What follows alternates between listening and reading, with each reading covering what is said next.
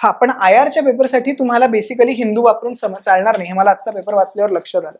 कारण सगळे प्रश्न जे आलेत ते या पेपरमधनं आले आहेत. नंतर शोधा हवं तर डिप्लोमॅट, सगळे प्रश्न डिप्लोमॅटमधनं आलेत. डिप्लोमॅटमधले आर्टिकल्स वापरलेत, डिप्लोमॅटमधनं पेपर काढल्या बऱ्यापैकी, किंवा रिसर्च पेपर्समधनं आलेत. वेगवेगळे रिसर्च पेपर्स जे आलेत तुम्हाला बेसिकली IR साठी Diplomat, Al Jazeera, Statesman, Guardian, Dawn, ORF, Foreign policy,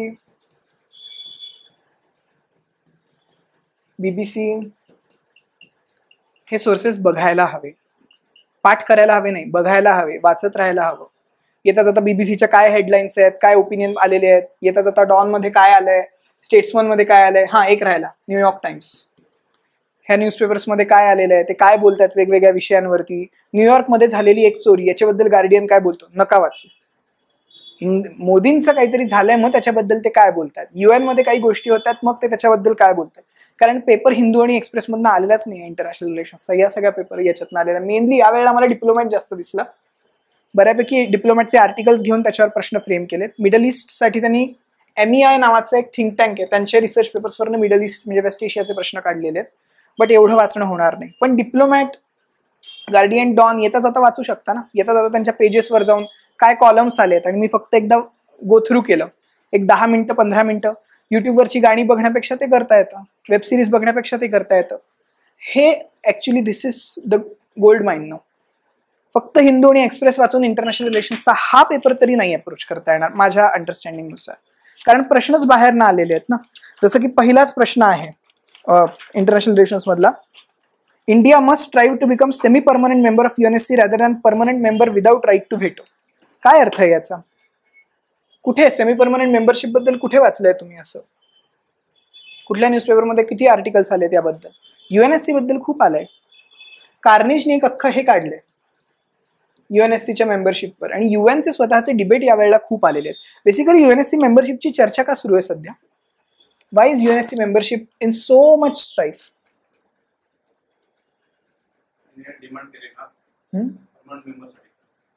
हो, म्हणून चर्चेत आलं. इंडियाने डिमांड केली म्हणून इंडियात चर्चेत आलो, पण UN मध्ये काय चर्चेत आलंय ते? इंडियाने डिमांड केली मान्य आहे. हो, but why is UN demanding? Why you need to discuss this at this point? Correct, Russia Ukraine war आणि Israel Palestine. So basically UNSC मधलीच लोक आता व्हायलन्सला सपोर्ट करायला लागली आहेत. Russia is right. मग रशियात जर UNSCचा मेंबर असून ते स्वतःच जर व्हायलन्स करत असतील आणि इस्रायलच्या व्हायलन्सला US सपोर्ट करत असेल, तर मग ह्या P5चा अर्थ काय? What are these P5 for? म्हणून UNSC मध्ये हा सगळा डिबेट सुरू झालेला आहे. आणि ते काय म्हणतात, India must strive to become semi permanent member of UNSC rather than permanent member without right to veto. कारण आता अशी चर्चा चालली की राईट टू व्हेटोच काढून टाकावा UNSC मधला, कारण या राईट टू व्हेटोमुळे खूप प्रॉब्लेम झाले. आणि इंडियाला परमनंट मेंबरशिप कशासाठी हवी आहे? राईट टू व्हेटोसाठीच हवी आहे. आपल्याला काश्मीर प्रश्नावर हवी आहे, आपल्याला कच्छतीव्य प्रश्नावर हवी आहे, आपल्याला व्हेटो हवा आहे तिथे. आणि म्हणून आता पण इंडिया सोडून बाकी सगळे जे ग्लोबल साऊथचे देश आहेत ते म्हणतात की आम्हाला राईट टू व्हेटो नकोच, आम्हाला परमनंट मेंबरशिप हवी.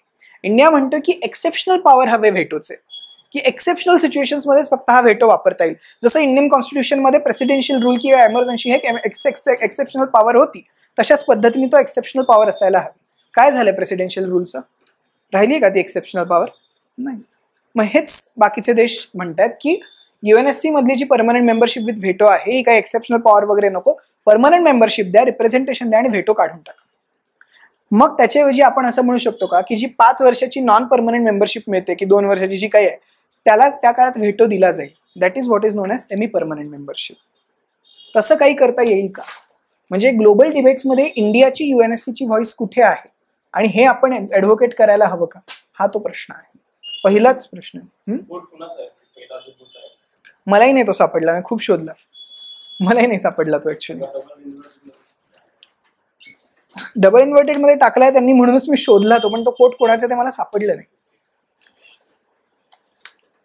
दुसरा प्रश्न बघा, Bhutan has historically been an ally of India but China Bhutan border related issues have become a security issue for India. Discuss. What is the problem with this question? There is a problem with this question.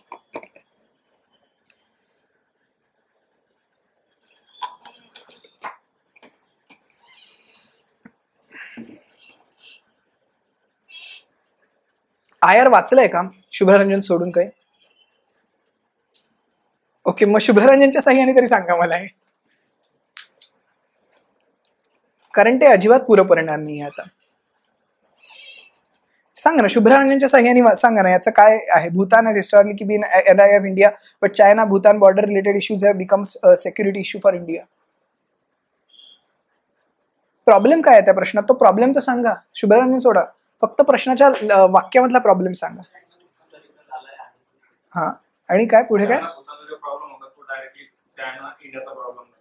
हाँ, China Bhutan border related issues should be security issue for Bhutan और for India? For Bhutan, right. Border related issues कोणाचे आहेत? China. हा, मग security issue for India म्हटले ना त्यांनी. तो प्रॉब्लेम आहे त्या प्रश्नातला. Problem in not in negative sense. Problem is something in research which you have to address, ज्याच्याबद्दल तुम्हाला बोलायला हवं ऍक्च्युली. भूतानचे प्रॉब्लेम हे इंडियाचे प्रॉब्लेम आहेत ना, म्हणजे भूतानचा सिक्युरिटी इश्यू हा इंडियाचा सिक्युरिटी इश्यू आहे. Bhutan is historically ally of India but China Bhutan border related issues have become security issue for India. India बद्दल बोलतायत ते. कसं? आणि हे कोणी ठरवलं?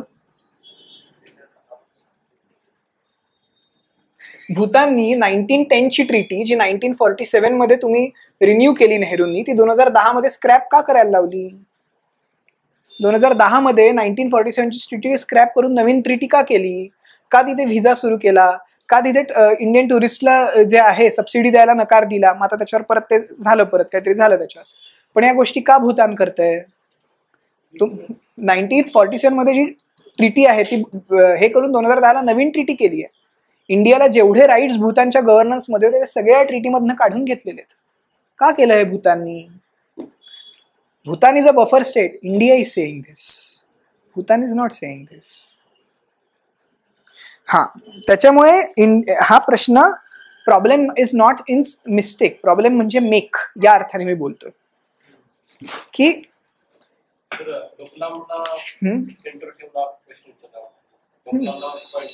चुंबी व्हॅली मधला जो इश्यू आहे ना, तर प्रॉब्लेम इज ना याचे हे इश्यूज जे एवढे सिम्प्लिफाय करून या प्रश्नात दिलेत ना, ते तसं नाहीये.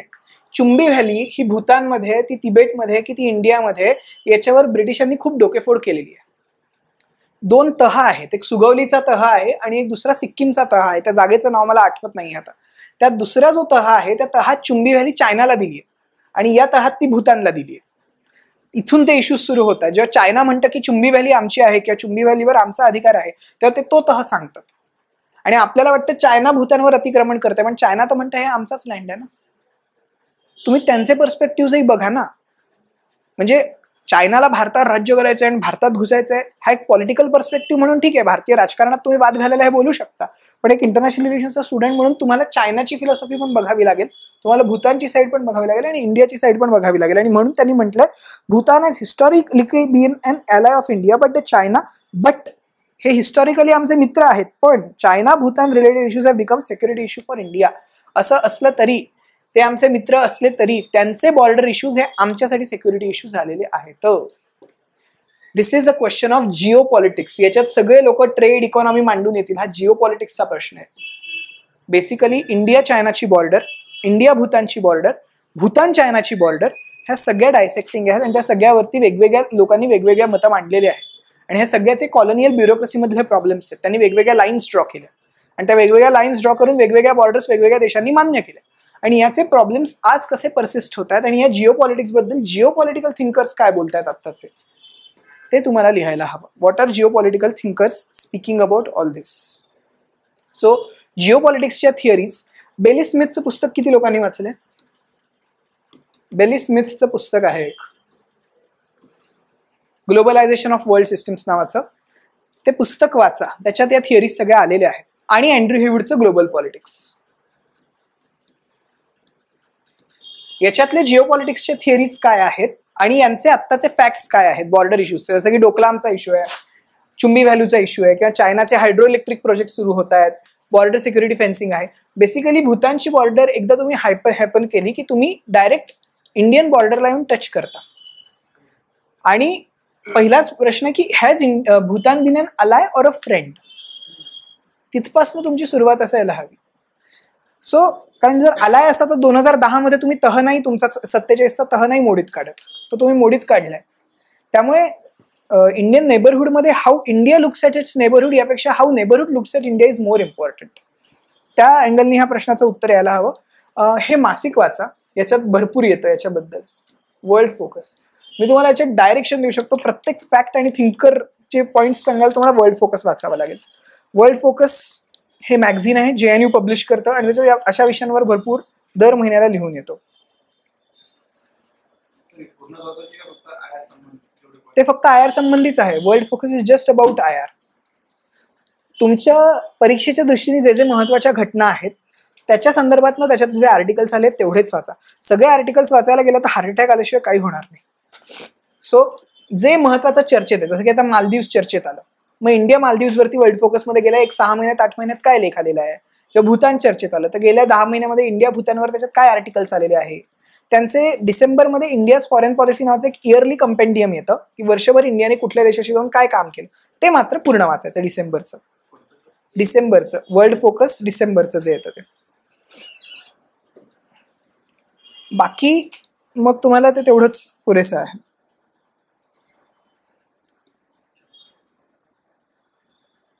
Nothing is going to move within the WTO negotiations unless India is on board. हे कुणाचं वाक्य आहे? हे खूप महत्वाचा इंटरव्ह्यू आहे हा. WTOच्या डायरेक्टर जनरलनी म्हटलंय. WTOचे डायरेक्टर जनरल जी आफ्रिकन बाई आहे तिचं वाक्य आहे, nothing is going to move within the WTO negotiations unless India is on board.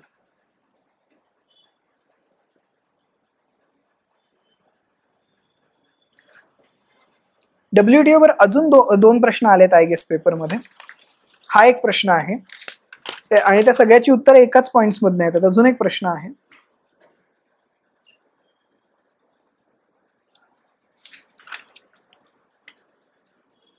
The return of trade barriers and economic sanction has diminished the spirit of GATT in this context discuss the decline. आणि अजून एक प्रश्न आहे WTO वरती I guess, India's leadership in WTO असा एक काहीतरी प्रश्न आहे.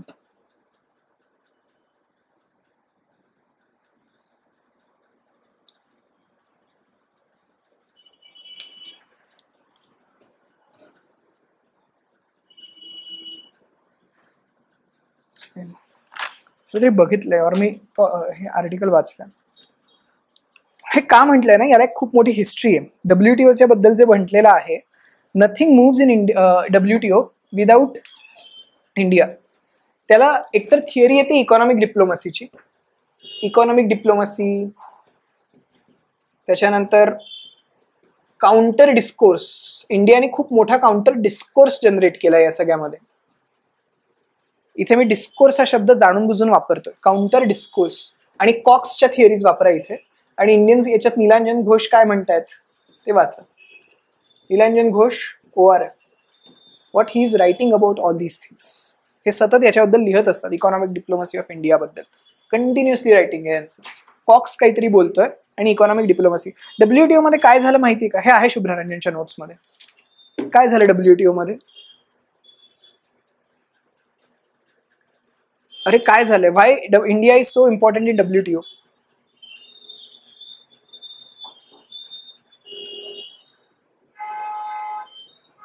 अरे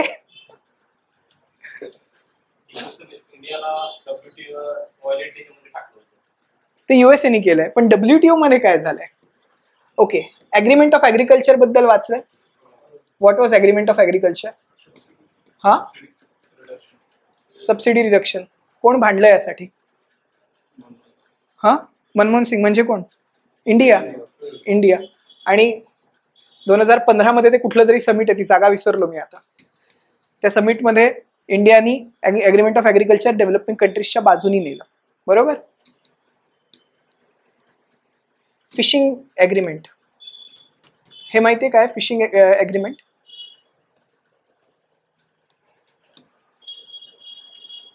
असा WTO मध्ये हे आला की फिशिंग जी आहे ती इतक्या मोठ्या प्रमाणात होते आहे की आता आपण समुद्रातल्या फिशिंगवरती टॅरिफ्स आणि टॅक्सेस बसवावे आणि हे टॅक्सेस बसवले की फिशिंग कमी होईल आणि त्याच्यामुळे क्लायमेट चेंजवर आणि समुद्रातली बायोडायव्हर्सिटी वाचेल असा WTOने हे घेतलं. बरोबर आहे की चूक आहे? बरोबर आहे की चूक आहे? टॅक्सेस बसवले की लोक फिश कमी करतील. 100च्या वरती तुम्ही फिशेस घेतले की तुम्हाला त्याच्यावर कर द्यावा लागेल म्हणून फिशिंगवरती इंटरनॅशनल टॅरिफ बसवा. हा बरोबर आहे? चुकीचं काय? बरोबर आहे ना? फिश किती संपत चालले आहेत समुद्रातले. अरे पण मग लोक फिशिंग तरी कमी करतील ना. आज पाणी तुम्हाला फुकट मिळते म्हणून तुम्ही पाणी हवं तसं वापरता. एकदा तुम्ही आता नॅशनल वॉटर पॉलिसी याबद्दलच बोलते की तुम्ही पाण्यावरती कर बसवा म्हणजे लोक पाणी कमी वापरतील. वापराल ना. उद्या पाण्यावरती प्रत्येक सोर्सवर पाण्याच्या हे आलं की तुम्ही कमी वापराल ना पाणी. हा पण दारू आणि फिशचा इश्यू वेगळा आहे ना. काय डिस्क्रिमिनेशन आहे म्हणजे काय होईल? ते टॅक्स कुणावर बसवतात? हा फूड सिक्युरिटीला एक थ्रेट येतो कुणाच्या डेव्हलपिंग कंट्रीजच्या कारण फिश महाग होईल आणि अल्कोहोल आणि फिश वेगळे आहेत. अल्कोहोल आणि बेसिकली अल्कोहोल हा समुद्रात नाही सापडत. अल्कोहोल उसापासून बनतो. हा पण अल्कोहोलचे वेगळे प्रॉब्लेम्स आहेत. फिश हा असा आहे की इंडियात नाही जगभर तो रोज खाल्ला जातो. आणि दुसरी गोष्ट जर अशा पद्धतीचा टॅक्स बसवला तर ते फिशिंग कोण करेल? तो टॅक्स बेसिकली फिशिंगवर बसवतायत ते. म्हणजे कोण करेल फिशिंग? फक्त कॉर्पोरेट कंपनीज. युरोपात कोळी ही संकल्पनाच नाहीये. तिथे कॉर्पोरेट कंपनीज जातात फिश आणतात आणि ते जगभर विकतात. इंडियामध्ये तसं आहे का? संपूर्ण किनारपट्टीवर कोळीच दिसतात. फिशिंग कंपनीज अजून तरी दिसत नाही. पण जर हा कर बसवला तर कोळी दिसतील की फिशिंग कंपनीज दिसतील? फिशिंग कंपनीज दिसतील. म्हणून इंडियाने याला विरोध केला. ते म्हणाले आमचे कोळी आम्हाला सेव्ह करायचे. त्याच्यामुळे फिशिंग ॲग्रीमेंटला इंडियाने विरोध केला. तो ॲग्रीमेंट हाणून पाडला गेला. आता तिसरा MC13 कॉन्फरन्स झाली. डिजिटल ॲग्रीमेंट की डिजिटल ट्रेड आणि डिजिटल या गोष्टींवरती परत टॅरिफ बसवावे. आत्ता कुठे इंडियात इंटरनेट यायला लागलंय त्याच्यात परत टॅरिफ्स बसवले तर अगेन देर विल बी 2 वर्ग होतील. आहेरे वर्ग आणि नाहिरे वर्ग. डिजिटल आहेरे आणि डिजिटल नाहिरे वर्ग. आणि जिओचा धंदा बुडेल ती वेगळी गोष्ट. सो ती वेगळी गोष्ट आहे. हा MC13 कॉन्फरन्स झाली आहे. हा 13 MC13 याच्यात डिजिटल याच्याबद्दल इंडिया आणि डेव्हलपिंग कंट्रीजचे राईट्स मांडले आणि हे तिन्ही गोष्टी ज्या आहेत ज्या ॲग्रीमेंट्स त्या इंडियाने हाणून पाडलेत. त्याच्यामुळे WTOची हे डायरेक्टर असं म्हणते की nothing moves in WTO without India. म्हणजे India in WTO has become a voice of developing countries आणि त्याच्या इकॉनॉमिक डिप्लोमसीनी एक काउंटर इकॉनॉमिक डिस्कोर्स ते जनरेट करतायत की डेव्हलप्ड कंट्रीज जे म्हणतायत क्लायमेट चेंजसाठी असं करा तसं करा हे करा ते करा ते तसं केल्याने क्लायमेट चेंज होणार नाही हे तुमचं म्हणणं चुकीचं आहे. आम्ही जे वर्षानुवर्ष करतोय त्यांनी क्लायमेट चेंज थांबलाय. तुम्ही जे करताय त्याच्यामुळे क्लायमेट चेंज सुरू झालाय. आत्ताचे इश्यूज आहेत तुमच्यामुळे आलेले आहेत. आम्ही तर वर्षानुवर्ष सस्टेनेबलच जगतोय. एक इकॉनॉमिक डिस्कोर्स इंडियाने जनरेट केलाय WTO मध्ये गेल्या काही वर्षामध्ये आणि तो डिस्कोर्स काय बोला.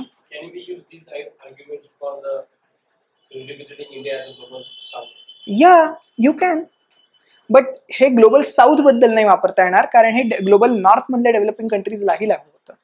ग्लोबल नॉर्थ मध्ये डेव्हलपिंग कंट्रीज आहेतच की. ट्युनिशिया कुठे? युरोपात गरीब देश नाही आहेत का? आहेतच ना. नॉर्थ अमेरिकेत आहेतच ना. त्यामुळे ग्लोबल साऊथ मध्ये तुम्ही आर्ग्युमेंट ही वापरू शकता बट बी कॉशियस. मग तुम्ही ग्लोबल साऊथची डेफिनेशन कशी देता ना? ग्लोबल साऊथ म्हणजे जगातले सगळे गरीब देश अशी देता की त्या एका लाईनच्या खालचे सगळे देश? दोन्ही पद्धतीने ग्लोबल साऊथची डेफिनेशन दिलेली आहे.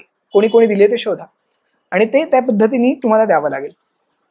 ऍक्च्युली हा पेपर ट्रिकीच आहे कारण या पेपरमध्ये फक्त इकॉनॉमिक डिप्लोमसीवर इतके प्रश्न आलेले आहेत ना इंडियाच्या की तो इश्यू झालेला आहे या पेपरचा. म्हणजे मलाही झालं की यार एवढे का इकॉनॉमिक डिप्लोमसीवर प्रश्न आले? काही दुसरं नाहीच आहे का? Discuss the rationale behind replacing Asia Pacific strategy with the new term Indo Pacific strategy. कोणी वापरलं इंडो पॅसिफिक?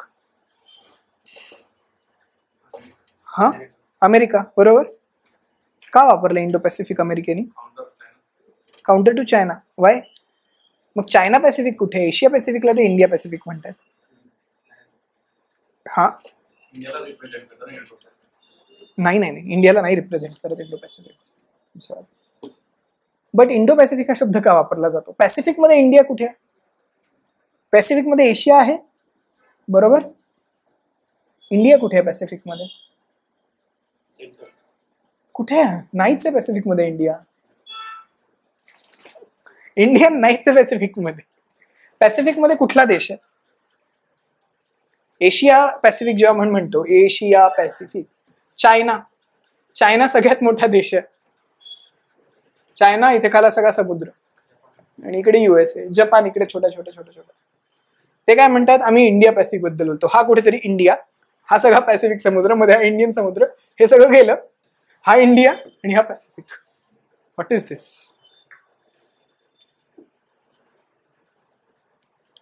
म्हणजे हा जो डोमेन आहे तो चायना स्वतःचा एरिया ऑफ इन्फ्लुएन्स म्हणतोय ना, USA म्हणतोय हा इंडियाचा एरिया ऑफ इन्फ्लुएन्स आहे. कळतंय? त्यांच्या दृष्टिकोनात हा यांचा आहे. हर्ष पंत वाचा. हर्ष पंत 2017 पासून लिहित आहेत what is Asia Pacific, what is Indo Pacific. त्यांनी खूप आर्ग्युमेंट्स याच्याबद्दल दिलेले आहेत. हर्ष पंत, ORF चे ब्रीफ्स आहेत, भरपूर ब्रीफ्स आहेत. त्यांचं स्वतःचं पुस्तक आहे इंडियाज फॉरेन पॉलिसी नावाचं. याची सुरुवात होते सॅम्युअल हंटिंग्टन पासून. बेसिकली या प्रश्नाची सुरुवात सॅम्युअल हंटिंग्टन पासून होते. सॅम्युअल हंटिंग्टन काय म्हणतो? हा, पण तो इंडियाबद्दल काय बोलतोय? सॅम्युअल हंटिंग्टन इंडियाबद्दल काय बोलतोय? India is a swing state असं म्हणतो ना तो, बरोबर. Swing state. This is a US view of India और वेस्टर्न व्ह्यू ऑफ इंडिया, की इंडिया कधी चायनाच्या बाजूने जाऊ शकतं, कधी इकडच्या बाजूने जाऊ शकतं. India is a swing state. त्याच्यामुळे इंडियाला वापरलं जात आहे US विरोधात, म्हणून इंडो पॅसिफिक हा शब्द वापरला गेला, आणि त्याला एशिया पॅसिफिक. पण तो फक्त हेजिमनीसाठी नाहीये, त्याला जिओपॉलिटिकल इम्प्लिकेशन्स आहेत, त्याला ट्रेड इम्प्लिकेशन्स आहेत, त्याला कल्चरल इम्प्लिकेशन्स आहेत. कल्चरल इम्प्लिकेशन्स कसे? कारण हा जो सगळा पट्टा आहे त्या सगळ्याला एक लिंक आहे रामायणाची. तुम्ही सगळ्या साऊथ ईस्ट एशियन कंट्रीजमध्ये जा, त्या सगळ्या देशांमध्ये रामायणाची एक स्टोरी सापडते. तिकडच्या ज्या रिलिजन्स आहेत त्या सगळ्यांचे ओरिजिन्स कुठेतरी इंडियात नाही. Even the Islam is influence from Indian Islam. So culturally that area is more close to India as compared to China. That's why Indo Pacific. Trade wise, it is more integrated with India and USA as compared to China. They are having more problems in China as compared to India. त्यामुळे geographically, culturally, economically, trade wise, strategically, आणि मग याला अजून एक आहे सलामी tactics ज्या चायनाच्या आहे, किंवा स्ट्रिंग ऑफ पर्ल्स थिअरीज ज्या चायनाच्या आहे, हे चायनाचे जे सगळे डॉक्ट्राईन्स आहेत, या डॉक्ट्राईन्सला काटशह द्यायला इंडो पॅसिफिक आलेलं आहे. Have you heard of something called Monroe doctrine? Monroe doctrine बद्दल ऐकलंय का कधी? मुन्रो डॉक्ट्राईन म्हणजे युरोपातल्या देशांनी अमेरिकेमधल्या देशांबद्दल काय व्हावं याच्याकडे बघायचं नाही, फक्त इकडचेच लोक बघतील. हे अमेरिका. मुन्रो नाही, आय गेस त्याचं नाव वेगळं आहे. I am forgetting the name. ते नाव मला आठवलं की मी सांगेन, बट आय गेस मुन्रो आहे. एक सम अमेरिकन प्रेसिडेंट हु सेड की अमेरिकेत जे काही होतं त्याच्यावर युरोपाला काहीच से नाहीये. They wouldn't have any say. So this complete region of America is US dominated, US sphere of influence. तसा इंडियामध्ये पण एक डॉक्ट्राईन आहे by the way, Indira doctrine. Indira doctrine म्हणजे काय? इंदिरा गांधी म्हणाल्या की साऊथ एशियामध्ये जे काही आहे त्याच्यावर फक्त इंडियाचा गव्हर्नन्स असेल, इंडियाज स्फिअर ऑफ इन्फ्लुएन्स. आता साऊथ एशियात कोणीच ऐकत नाही आमचं, हसण्याची गोष्ट नाहीये. But then we are creating a Indo Pacifics. So Indira डॉक्ट्राईनचं एक्सटेन्शन आज इंडो पॅसिफिक मध्ये आहे. US ला इथे साजेसं आहे, आणि त्याचे वेगवेगळे हे काय, याच्यात तुम्हाला बेसिकली ज्या डिप्लोमॅसी मधले थिअरीज आहेत, जे डॉक्ट्राईन्स आहेत, ज्या वेगवेगळ्या डॉक्ट्राईन्स चायना वापरत आहे पुढे जायला आणि त्यांना काटशह द्यायला वेस्ट जे डॉक्ट्राईन्स वापरत आहे, आणि या सगळ्यात इंडिया कुठे स्टँड होतं, आणि वाय त्यांनी म्हटलं Indo Pacific, why we accepted Indo Pacific, we are also using Indo Pacific, right. So त्यात आपले काय फायदे आहेत, हे सगळं त्या प्रश्नाच्या उत्तरात यायला हवं. काहीतरी विचारत होतंस? So, despite deep ties, India's relations with Sri Lanka have seen strains due to China's growing influence in Sri Lanka through investment and economic dominance. Analyze. जिथे जिथे analyze येतं ना, रिसर्च मधलं एक बेसिक हे आहे, analyze ला काहीतरी क्वांटिटेटिव्ह किनार असते. बाकी सगळीकडे ते काय म्हणतात, क्रिटिकली हे करा, एल्युसिडेट करा, डिस्कस करा, एलॅबोरेट करा. अनालाइज म्हटलं म्हणजे थोडा तरी फॅक्च्युअल डेटा असायला पाहिजे त्याच्यात. You need to have certain factual data here. आणि याच्यात हा प्रश्न तर सर इकॉनॉमिक डिप्लोमसीवरच आहे की चायनाच्या इन्व्हेस्टमेंट आणि इकॉनॉमिक डॉमिनन्स. मग आधी तुम्हाला इन्व्हेस्टमेंट आणि इकॉनॉमिक डॉमिनन्स एस्टॅब्लिश करायला त्याचे फॅक्च्युअल डेटा मांडायला हवे की चायनाने काय काय केलं, की बाबा हा पोर्ट दिला, हे कर्ज दिलं, मग एवढं फक्त डेप्ट ट्रॅप लिहिलं असं नाही चालणार. किती कर्ज दिलं, काय बिलियन मध्ये दिलं, कुठं कुठं पोर्ट उभे केले, कुठं कुठं काय काय केलेलं आहे, आणि मग त्याचा इंडिया श्रीलंका रिलेशनवर कसा प्रॉब्लेम येतो, मग इंडियाने काय केलं तेही लिहावं लागेल, आणि मग त्याचे काय प्रॉब्लेम येतात. आणि मग त्याच्याकडे बघणारे स्कॉलर्स कोण, गोपाळकृष्ण गांधी आहेत. आजच त्यांचं आर्टिकल आले बाय द वे. गोपाळकृष्ण गांधी आहेत.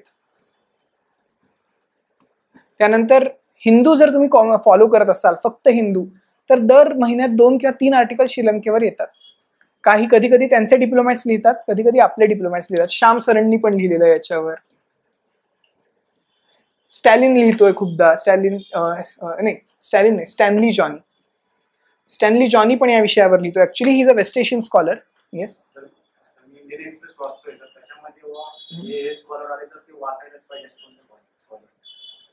जे जे विषयाला अनुसरून आहेत ते स्कॉलर वाचायलाच हवे, कारण असा स्कॉलर ठरवून लिहत नाही ना, असं नाहीये. जे तुमच्या विषयाला धरून आहे तो स्कॉलर तुम्ही वापरा. सी राजामोहन तर इंडियन एक्सप्रेस मधला वाचायचाच आहे, वाचायचेच आहे, ते तर वाचायचेच आहे. पण जेही तुमच्या विषयावर येईल, आता इंडिया श्रीलंकावरती आलं तर तो स्कॉलर असेल तर तो तुम्हाला वाचून त्याचा कोट लिहावाच लागेल ना. ब्रह्मचलनी आहे, ब्रह्मचलनी आहे, असे खूप आहेत ऍक्च्युली. स्टीवन कोहेन आहे, ब्रह्मचलनी आहे, ब्रह्मचलनी. सुमित मुखर्जी आहे, राहुल बॅनर्जी आहे, हर्ष पंत आहे, पुष्पेश पंत आहे, तालमीज अहमद आहे. किती सांगू, खूप आहेत. जेवढे प्रश्नाला येत आहेत तेवढे तेवढे मी तुम्हाला सांगतो. हा हा हा येते की मी बोलताना बोलतोय की क्रिटिकली अनालाइज म्हणजे तुम्हाला साधक बाधक चर्चा करायची असते, त्याचे चांगले आणि वाईट गोष्टी त्याच्याबद्दल बोलायचं असतं. एलॅबोरेट म्हणजे आहे त्या गोष्टीला विरोध न करता तेच मोठ्या याच्यात द्यायचं असतं. डिस्कस मध्ये त्याचे चांगले आणि वाईट पॉईंट्स दोन्ही मांडायचे असतात, how it is good and how it is bad. Critically मध्ये त्याचा थोडा अजून लेअर निगेटिव्ह जास्त असतो की तुम्हाला टीका करायची असते. डिस्कसमध्ये तुम्हाला न्यूट्रल राहून ते करायचं असतं. एल्युसिडेट म्हणजे ते तुम्हाला एक्सप्लेन करायचं असतं with some element of criticality. But यावर्षीच्या पेपरमध्ये ह्या प्रश्नांचा, या शब्दांचा वापर कमी झालेला आहे. कमेंट म्हणजे तुम्ही दोन्ही साईडचे वाद मांडून तुम्हाला काय वाटतं ते सांगा. कमेंट यावेळेला खूप कमी झाले, नाही तर आधी कमेंट कमेंट कमेंट अख्खा पेपर कमेंटचा असायचा. दोन्ही साईडच्या बाजू मांडून तुम्हाला काय वाटतंय, what do you feel about it, that is comment. What is your comment on it. फेसबुकवर आपण कमेंट करतो प्रत्येक गोष्टीवरती, तशी इथे कमेंट पण विथ गुड फॅक्ट्स आणि आर्टिकल्स करायची असते. त्याच्यानंतरचा प्रश्न काय, would you concur with the view that India's foreign policy has been in transition from Nehruianism to neoliberalism? Support your answers with help of suitable examples. Now, what is the problem with this question? Question 6A. याच्यासाठी तुम्हाला हे पुस्तक वाचायला हवं, आधीच सांगून टाकतो. Oxford handbook of India's foreign policy. This should be the starting point. Sir हे पुस्तक समजायला कठीण आहे, पवनीत सिंग वाचा.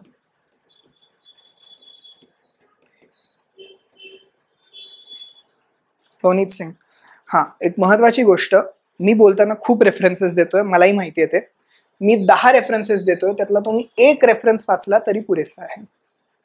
एक जरी रेफरन्स लॉजिकली लीगली वाचला तरी पुरेसा आहे. मी 10 रेफरन्सेस देतोय बिकॉज मी तुम्हाला सगळे हे देतोय. मी तुम्हाला कठीणही सांगतो. मी फक्त ऑक्सफर्ड हँडबुक ऑफ पॉलिसी सांगितलं तर 2 लोक उद्या येऊन म्हणतील की अरे खूप कठीण आहे, कारण ते खरंच कठीण आहे वाचायला. पण Pavneet Singh is easier to read. Pavneet Singh is easier to read. किंवा हे झालं की अरे हेही कठीण आहे, तर मग व्हीपी दत्ता वाचा. बिकॉज हे तुम्हाला history of India's foreign policy बद्दल बोलतायत. आता इंडियाज फॉरेन पॉलिसीमध्ये सध्याचं लिटरेचर जे आहे ते असे की 2014च्या आधीचं एक लिटरेचर आहे आणि 2014च्या नंतरचं एक लिटरेचर आहे. हे सगळं 2014च्या आधीच्या लिटरेचर बद्दल बोलणारी आहेत पुस्तकं ही. 2014च्या नंतर हर्षपंतची 3 पुस्तकं आली आहेत आता. एस जयशंकर, हे वाचच, हे मात्र वाचावंच लागेल. हे वाचल्याशिवाय पर्याय नाहीये. खूप कठीण आहे पुस्तक, पण वाचावं लागेल. इंडियन वे, हे वाचावंच लागेल, नाही तर ऑप्शनल सोडून द्या. हे वाचावंच लागेल. एन इंडियन वे, एस जयशंकरांचं पुस्तक आहे. मराठीत पण आलंय, इंग्रजीत पण आलंय, कुठल्याही भाषेत वाचा, पण हे वाचा. हर्षपंत, राजीव सिकरी आणि ORFचे जितकेही ब्रीफ्स येतात ना, त्यांचे दरवर्षी ब्रीफ्स येत आहेत. What is India's foreign policy, कारण ORF is working with ministry of external affairs. आणि MEAचे जितके पण डॉक्युमेंट्स तुम्हाला मिळतील, MEA पण स्वतः पण खूप डॉक्युमेंट्स पब्लिश करत असतं. MEAचं पण स्वतःचं खूप लिटरेचर आहे. सो MEA, आता याच्यातले 2 किंवा 3 सोर्सेसच तुम्ही वापरा, सगळे नका वापरायला जाऊ. पण तेवढे जरी केलं, जर सांगितलं की 10:1 हा रेशो जरी वापरला तरी ते खूप महत्वाचं आहे. हा, नेहरूवियानिझम म्हणजे काय? शुभ्ररंजन वाचलं ना सगळ्यांनी, ज्यांनी ज्यांनी वाचलंय. नेहरूवियानिझम म्हणजे काय?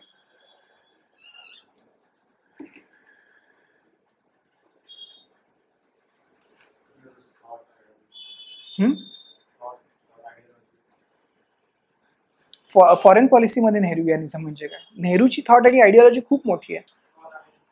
हा हा, गुड. नॉन अलाइनमेंट, अजून पंचशील, बरोबर. अजून नॉन अलाइनमेंट, पंचशील, अजून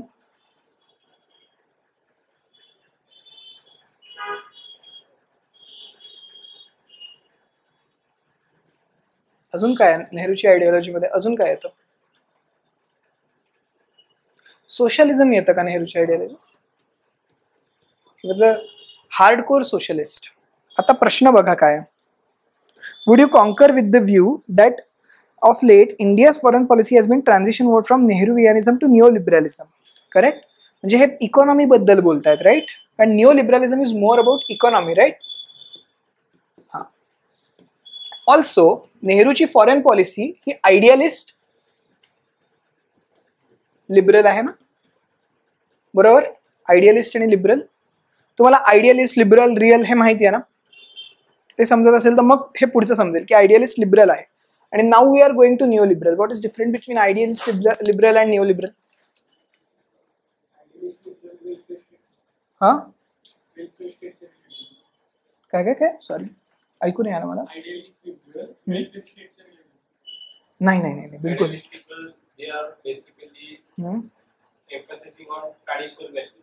हा, बरोबर. What is the traditional value in diplomacy? बरोबर आहे, अगदी बरोबर आहे. What is traditional value in diplomacy? नाही नाही, not Indian diplomacy, I am speaking about diplomacy.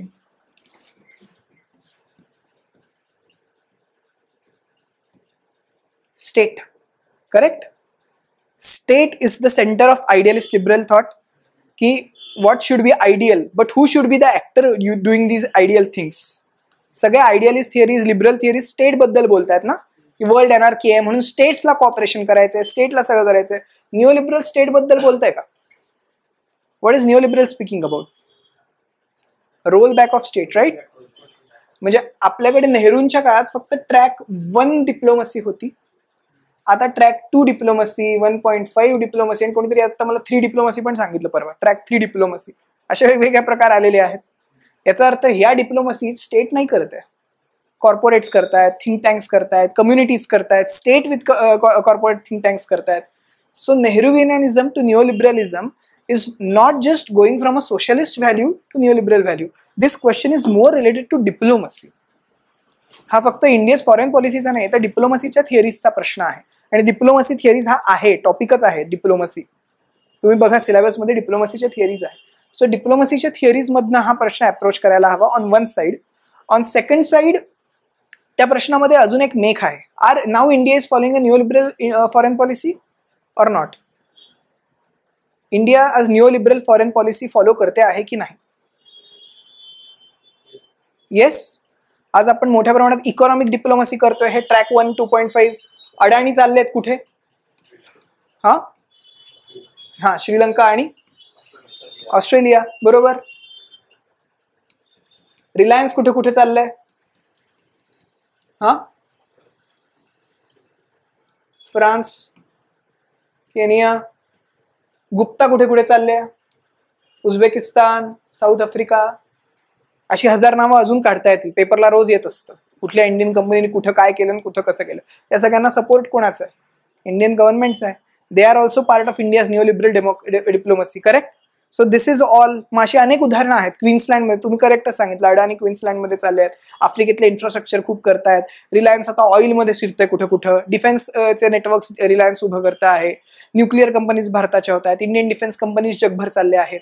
त्याची 1000 उदाहरणं तुम्ही प्रोज हिंदूला आलेलं असतं, ते अशा नोट केल्या 10-15. आणि GS3 आणि GS2 मधले फॅक्ट्स पण इथे वापरता येतील.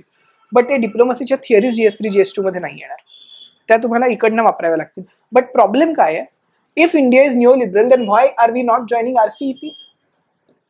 आपण RCEP माहिती आहे? Are we joining RCEP? Why are we not joining RCEP? हा,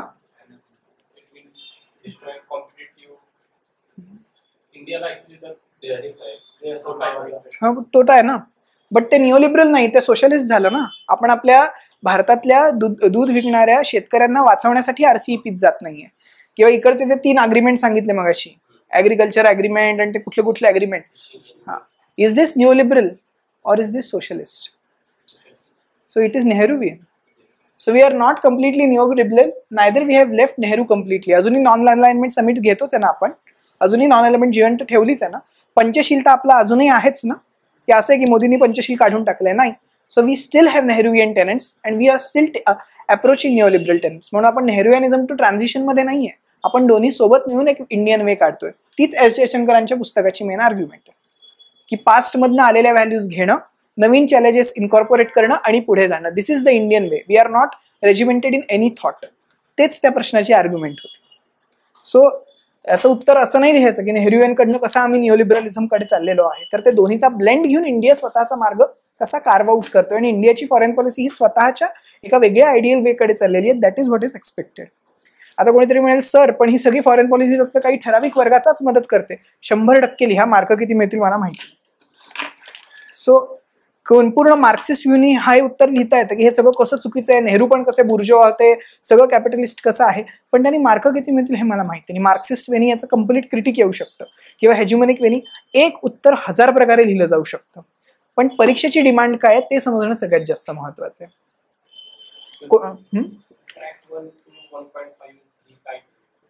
वाचा, ते डिप्लोमसीच्या थिअरीज आहेत. ट्रॅक 1 डिप्लोमसी म्हणजे डायरेक्ट स्टेट टू स्टेट असते. ट्रॅक 2 डिप्लोमसी म्हणजे कॉर्पोरेट असते. ट्रॅक 1.5 म्हणजे कॉर्पोरेट आणि स्टेट सोबत असतं. आणि ते track 3 direct cultural people to people contact. त्याच्यात पुढे आता अजून गोष्टी यायला लागल्या, ते सगळं वाचा एकदा. डिप्लोमसीच्या थिअरीज वाचा, शुभरंजन मध्ये नाही येते ते वाचा. आणि पण तो अभ्यासाचा भाग आहे. हा, does the idea of 21st century as Asian century continue to remain feasible given the growing friction between India and China? काय वाटतं?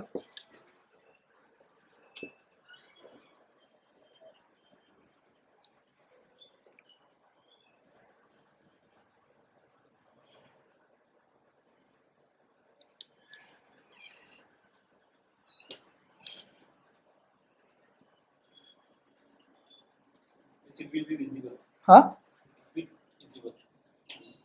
Huh? Why it is feasible? Because as of 40% of population is from India and China. हाँ, demography बरोबर. अजून पण मग friction कसं feasible असेल? हा, फ्रिक्शन कसं फिजिबल असेल? एमर्जिंग आहे बरोबर. फ्रिक्शन कसं फिजिबल असेल? प्रश्न काय, नीट वाचा.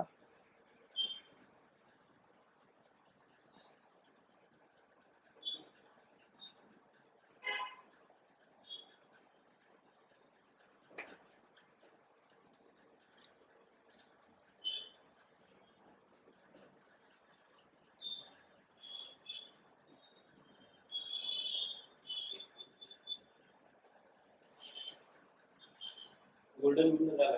हाँ, इंडिया आणि चायना गोल्डन मीन झाला.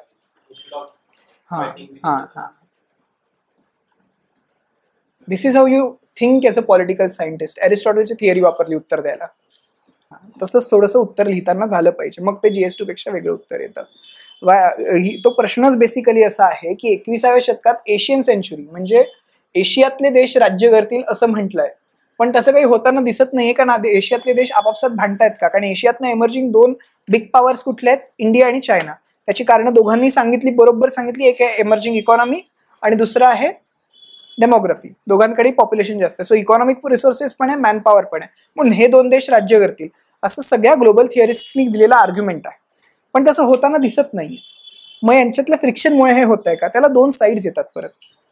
एक तर फ्रिक्शनमुळे हे होत आहे कारण हे डोकं एकामेकाशी भांडत बसतात आणि त्याच्यामुळे काहीच होत नाही. पण दुसरा अप्रोच असा आहे ना की हे फ्रिक्शन ऍक्च्युली कॉम्पिटिशन आहे यांच्यामध्ये. सो इंडिया ही खूप मोठ्या प्रमाणात आफ्रिकेत इन्व्हेस्ट करत आहे, चायना इन्व्हेस्ट करत आहे, इंडियन कॅपिटलिस्ट सुद्धा बाहेर जात आहेत, चायनीज कॅपिटलिस्ट सुद्धा बाहेर जात आहेत आणि यांच्या फ्रिक्शन ऍक्च्युली या 2 देशांना ग्रो करायला मदत करते. So it is helping but also it is not helping. कारण एशियन रिजन जो आहे किंवा वर्ल्डचे वेगवेगळे रिजन आहे त्याच्यातला वेस्टर्न पॉवरचा इन्फ्लुएन्स कमी नाही होत आहे कारण या दोघांमधली रायव्हलरी. कारण तुम्हा दोघांमध्ये रायव्हलरी आहे तेव्हा तुम्ही वेगवेगळ्या वेस्टर्न पॉवरच्या मांडीवर बसताय. सो स्ट्रॅटेजिकली प्रॉब्लेम होत आहेत, इकॉनॉमिकली यांना दोन्हींना फायदा आहे. ह्या दोन्ही गोष्टी. म्हणून मला वाटतं कुठे तो प्रश्न त्यांनी क्वेश्चन विचारलाय how it remains, how it doesn't remain, आणि then त्याची उत्तर येताना शेवट येताना गोल्डन मीनची थिअरी जी आहे अरिस्टॉटलची ती वापरून उत्तर देऊ शकता. किंवा तुम्ही दुसरी कुठली थिअरी वापरू शकता, निगोशिएशन्स मधली, कॉपरेशन मधली, ग्लोबल पॉलिटिक्स, अँड्र्यू हेवूड, भरपूर थिअरीज आहेत. म्हणाल 10 पुस्तकं नाही, ग्लोबल पॉलिटिक्स, पण ते पुस्तक अक्षरशः पारायण करायला हवी. त्याच्यानंतर त्याच्या पुढचा प्रश्न तर झालाय, discuss the future of SAARC in light of India's increase focus on other regional groupings, ASEAN and BIMSTEC. मी ऑलरेडी इंदिरा डॉक्ट्राईन बद्दल सांगितलेलं आहे, राईट. इंदिरा डॉक्ट्राईन बद्दल सांगितलं की South Asia is India's area of influence. या प्रश्नात बेसिकली इंडियाचा नेबरहुड पॉलिसी 1947 नंतर आपण साऊथ एशियाला कसं परसिव्ह करत होतो, साऊथ एशिया आपल्याला कसं परसिव्ह करत होती, याच्यात अप्पादुराईंचं खूप लिटरेचर आहे. अप्पादुराई, गोपाल हे 2 महत्वाचे लेखक आहेत, यांचं याच्यावर खूप लिटरेचर आहे. श्याम सरण, अगेन श्याम सरण. याच्यात काही पाकिस्तानी आणि स्टीव्हन कोहेन, मी मगाशीच सांगितलं होतं ना स्टीव्हन कोहेन. हा, काही श्रीलंकन नेपाली एक रायटर आहे दीपक ग्यावेली. काही श्रीलंकन आणि पाकिस्तानी रायटर्स पण आहेत, थिंकर्स पण आहेत. ते तुम्ही जरा शोधा, ते काय आर्टिकल्स लिहित आहेत, इंडिया साऊथ एशियाकडे कसं बघते आणि साऊथ एशिया इंडियाकडे कसं बघतं, याची एक अख्खी ट्रॅजेक्टरी आहे. आणि मग 2014 मध्ये काय झालं, सगळ्या सार्क नेशन्सला इंडियात बोलवलं गेलं, बरोबर. 16 मध्ये उरीचा स्ट्राईक झाला आणि जे 14चं समिट झालं त्यानंतर सार्कचं समिटच नाही झालं. इंडियाने सार्क बॉयकॉट केलं. तर सार्क का बॉयकॉट केलं इंडियाने? ते सार्क बॉयकॉट करण्यानंतर सार्क मधल्या बाकीच्या देशांना तो बॉयकॉट हवा आहे का, सार्कचे देश इंडियाकडे कसे बघतात, आणि आता इंडिया त्याचं स्फिअर ऑफ इन्फ्लुएन्स, मग परत इंडो पॅसिफिकचा तो मुद्दा आला ना, मरीन डिप्लोमसीकडे कसं वाढवतो की वी आर लुकिंग, म्हणजे सार्क वॉज लँड नेबर्स, हे सगळे लँड नेबर्स आहेत आपले, जो की एशियन आणि BIMSTEC are our marine neighbours. समुद्रचे जे नेबर्स आहेत they are our marine neighbours आणि these are our land neighbours. Suryabhan नावाचे एक हे आहेत साऊथ इंडियन स्कॉलर, त्यांनी ही आयडिया सगळ्यात पहिले मांडली होती की India should look at its marine neighbours and not it's land neighbours. So आपण लँड नेबर्स कडनं मरीन नेबर्सकडे शिफ्ट झालो का? सार्क मध्ये फक्त पाकिस्तान एक रिझन आहे का आपण इकॉनॉमिक इंटिग्रेशन न करायचा, की इतर देशांशीही आपले वाद आहेत, इतर देशांशीही आपली भांडणं आहेत. जसं की श्रीलंका सुरुवातीपासूनच इंडियाच्या विरोधात आहे, कम्प्लीट हिस्ट्री वाचा इंडिया फॉरेन पॉलिसीची, श्रीलंका विरोधात आहे, अजूनही श्रीलंका विरोधात आहे. आजचा बांगलादेश सपोर्ट करेल का इंडियाला? Now there is no Sheikh Hasina, will Bangladesh support us? They won't. Nepal always China आणि इंडियाच्या मांडीवर खेळत राहिलेला आहे. भूतान तर भूतान आहे, त्याच्याबद्दल मगाशीच बोललेलो आहे. सो या सगळ्या लॉजिकमध्ये सार्क रिजनमध्ये इंडियाला बेनिफिट्स किती, त्याचे तोटे किती, इकॉनॉमिक डिप्लोमसी किती फायदेशीर आहे, कल्चरल डिप्लोमसी किती फायदेशीर आहे, आणि अजून एक प्रॉब्लेम आहे या सगळ्या देशांमध्ये पॉलिटिकल इन्स्टॅबिलिटी पण आहे ना. ऑन द अदर हँड जे एशियन कंट्रीज आपण बघतोय ते पॉलिटिकली पण जास्त स्टेबल आहेत, इकॉनॉमिकली पण जास्त स्टेबल आहेत, त्यामुळे तिथे फायदे पण जास्त आहेत. मग या सगळ्याचा विचार करून हे झालेलं आहे. सो इंडियाची बेसिकली पॅराडाईम शिफ्ट झाला आहे इंडियाज फॉरेन पॉलिसीमध्ये, की our neighbourhood, the concept of India's neighbourhood is changing from land neighbourhood to marine neighbourhood. आणि मग त्यासाठी हे सगळे स्कॉलर्स वापरून त्या प्रश्नाचं उत्तर विथ फॅक्ट्स, की का एशियन आणि बिमस्टेकमध्ये काय काय जास्त आहे आणि सार्कमध्ये काय काय कमी आहे, आणि मग फ्युचरमध्ये सार्क रिव्हाइव्ह करायचं झालं तर काय करावं लागेल. पाकिस्तान जर उद्या त्यांची इकॉनॉमी सुधारली, भूतानची आणि नेपाळची इकॉनॉमी सुधारली, तर ते कसं पुढे जाता येईल, या सगळ्या लाईटमध्ये म्हणजे basically past, present and future dimensions from India's perspective, आणि त्याच्यातनं त्या प्रश्नाचं उत्तर द्यायला हवं. Critically examine India's persistent refusal. पहिला प्रश्न आहे तर सार्कमध्ये तर पाकिस्तानची इन्व्हॉल्वमेंट आहे ना, नाही आहे, पण मांडता येईल. हा सगळेच मांडतायत म्हणून तो मुद्दा मी सांगितला नाही. तो आहे, that is the point there, but that actually reduces India's foreign policy to Pakistan. म्हणजे बोल ना, 6 वाजता क्लास आहे का? 6:30 ना, हो पुढच्या 20 मिनिटात संपेल. पुढे जायचंय, ठीक आहे, मग तुम्ही जा. 9021 21 62 44 10. ओके, सगळ्यांचाच क्लास आहे का? ठीक आहे, तुम्ही नंतर येऊन मला भेटू शकता हवं तर. चालेल चालेल. 62 44 10. नाही, मी आज मला पहिल्यांदाच आशिषने मग मी आलो, पण मला कॉन्टॅक्ट करू शकता काही मदत लागली तर. चालेल, मी मुंबईला असतो, टाटा इन्स्टिट्यूट ऑफ सोशल सायन्सेसला. हां, माझी PhD टेस्टमधनं आहे, सो त्यामुळे मी तिथे असतो मोस्टली. नाही, माझी PhD अर्धी झाली, अर्धी बाकी आहे आता. हो, चित्ततोष खांडेकर. ठीक आहे ठीक आहे, चित्ततोष खांडेकर.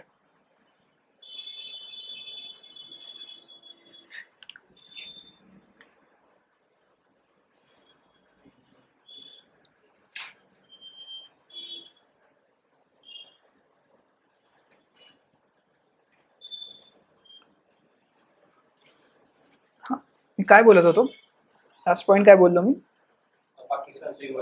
हां, पाकिस्तानची involvement is a major factor, but इंडियाची फॉरेन पॉलिसी किंवा इंडियाचे डायमेन्शन्स हे फक्त पाकिस्तानपुरते मर्यादित नाही आहे.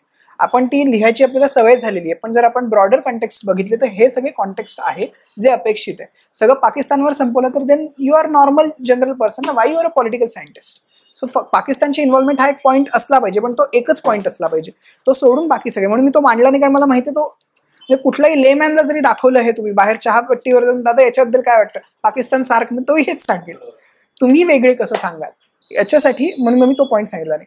Critically examine India's persistent refusal to sign the nuclear non proliferation treaty despite being recognised as de facto nuclear power. आपण NPT का साइन करत नाहीये डिस्पाइट बिंग न्यूक्लियर पॉवर? हां, बरोबर आहे. हां, तेच महत्वाचं कारण आहे. अजून काय कारण आहेत?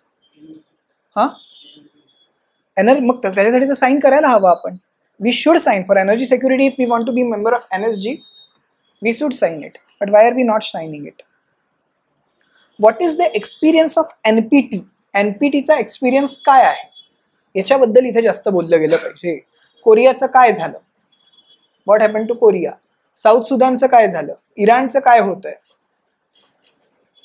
NPTच्या मागची फिलॉसॉफी काय आहे, आणि NPT वरती इंदिरा गांधींनी घेतलेला स्टँड काय, जो आजही सुरू आहे.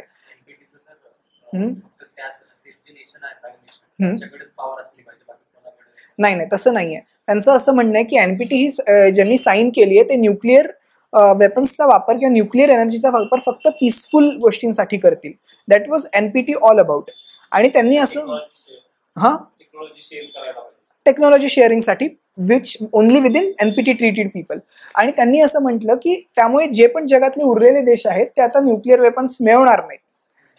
तर इंडियाने त्याच्यावर असा स्टँड घेतला की ज्या देशांकडे ऑलरेडी न्यूक्लिअर वेपन्स आहेत त्यांनी सगळे स्वतःचे न्यूक्लिअर वेपन्स आधी संपवून टाकावे आणि मग आम्हाला सांगावा NPT साईन करायला. कारण तुम्ही तुमचे न्यूक्लिअर वेपन्स ठेवाल आणि इतरांना सांगाल न्यूक्लिअर वेपन्स ठेवू नका. दिस इज नॉट राईट. हा आहेरे नाहिरे वर्गाचा सर मार्क्सिस्ट थिअरीकडे गेलं हे. Haves and have nots. So nuclear haves and nuclear have nots. India wants a nuclear egalitarianism. आपण न्यूक्लिअर इगॅलिटेरियनिझमचे ॲडव्होकेट्स आहोत फ्रॉम द बिगिनिंग. आणि त्याच्यामुळे NPT ही न्यूक्लिअर डिस्क्रिमिनेटरी आहे. हा त्याच्यातला थिओरिटिकल ॲस्पेक्ट झाला. आणि NPTचा जो एक्सपिरियन्स आहे सगळ्या जगामध्ये ते त्याच्यातले पॉइंट झाले की कोरियात काय झालं, वाय ते कोरिया एनपीटीतनं बाहेर पडलं, इस्रायलमध्ये काय झालं, इराणमध्ये काय झालं, एनपीटीचे काय वाईट परिणाम आहे किंवा एनपीटीला टूल म्हणून कसं वापरलं गेलं. आणि दुसरी गोष्ट, एनपीटी नसताना सुद्धा की एनपीटीत नाही म्हणून इंडियाचं काही नुकसान होतंय का. आपण US सोबत न्यूक्लिअर ट्रीटी केलीच, आपण न्यूक्लिअर एनर्जीमध्ये खूप पुढे गेलोच, त्यामुळे एनपीटी साईन करून असा काही खूप वेगळा फायदा होणार नाही. पण न साईन म्हणजे साईन करून नुकसान जास्त आहे. आपली इंडियन फॉरेन पॉलिसीची फिलॉसॉफी त्याला खूप हे करते. आणि मग इथे तुम्हाला थोडेसे फॅक्ट्स द्यावे लागतील की गेल्या 10 वर्षामध्ये न्यूक्लिअर पॉलिसीमध्ये इंडियाने काय काय बदल केले, कुठल्या कुठल्या देशांची न्यूक्लिअर ट्रीटीज केल्या, काय काय न्यूक्लिअर हे आणले, कुठले कुठले वेगवेगळे न्यूक्लिअर पॉवर प्लांट्स आणले, न्यूक्लिअर एनर्जीचा वापर कसा करायला लागले, न्यूक्लिअर एनर्जीबद्दल इंडियाचा जो न्यूक्लिअर डॉक्ट्राईन आहे त्याची अख्खी रिव्हिजन झाली आहे गेल्या 10 वर्षात. तो डॉक्ट्राईन काय आहे, त्याची रिव्हिजन कशी झाली आहे, अख्खी डॉक्ट्राईन आहे, त्याचा ORFचा एक ब्रीफ आहे पूर्ण त्याच्यावर, न्यूक्लिअर डॉक्ट्राईन ऑफ इंडिया नावाचा, ती कशी पूर्ण बदलली आहे. आणि मग एनपीटी नसताना सुद्धा कसं हे होतं. आणि मग कुठेतरी ही पॉसिबिलिटी की फ्युचरमध्ये एनपीटी आली तर त्याला आपण कसं ऍड्रेस करू.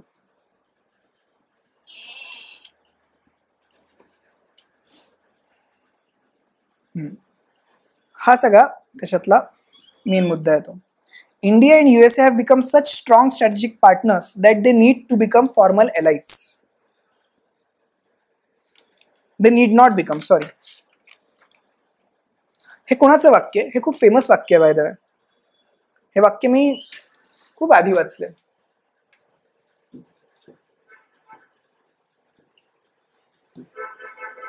वाजपेयी, अटल बिहारी वाजपेयींचं एक स्पीच आहे. ते म्हणतात की India and USA are natural allies of 21st century, आणि त्याच्यात त्यांनी हे वाक्य म्हटलेलं आहे. तर याच्यावर तुमचं काय मत आहे. India USA have become such strong strategic partners that they need not become formal allies.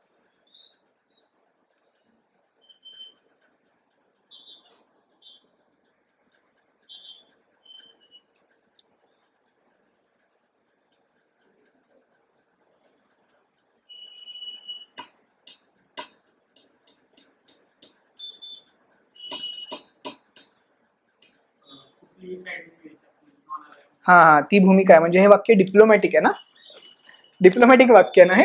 Correct. एकीकडे म्हणतो आम्ही आता इतके चांगले मित्र झालोय, पण आम्ही तुमचे एलाय होऊ शकत नाही, गरजच नाही एलाय व्हायची आम्हाला. डिप्लोमॅटिक वाक्य आहे. करेक्ट. म्हणजे आपण आपली भूमिकाही सोडत नाहीये, पण आपण USA संबंधही चांगले करतोय. सो तो डिप्लोमॅटिक अँगलच त्या उत्तरात यायला हवा. स्ट्रॅटेजिक पार्टनर्स म्हणजे काय ते थोडं विशद करायला हवं. स्ट्रॅटेजिकला सेक्युरिटीचा अँगल येतो. हा हा हा quad is one part of it. खूप गोष्टी आहेत त्याच्यात, फक्त क्वाड नाही आहे. लेमो आहे, कॉमकासा आहे, टॅरिफ रिडक्शन आहे, ट्रेड डिप्लोमसी आहे, किती गोष्टी सांगता येतील. इकॉनॉमिक आणि सेक्युरिटी दोन्ही लेवल्सवर इंडिया US किती प्रमाणात. परत इंडो पॅसिफिकचा कॉनंड्रम आहे, त्यांचे मरीन एक्सरसाइजेस सोबत जे करतात. तो कुठला क्वाडचा मरीन एक्सरसाइज आहे बरं, तो मलाबार एक्सरसाइज. मलाबार शिवाय पण इंडिया USA बरेच 3 ट्रेनिंग एक्सरसाइजेस आहेत, मिलिटरी एक्सरसाइजेस.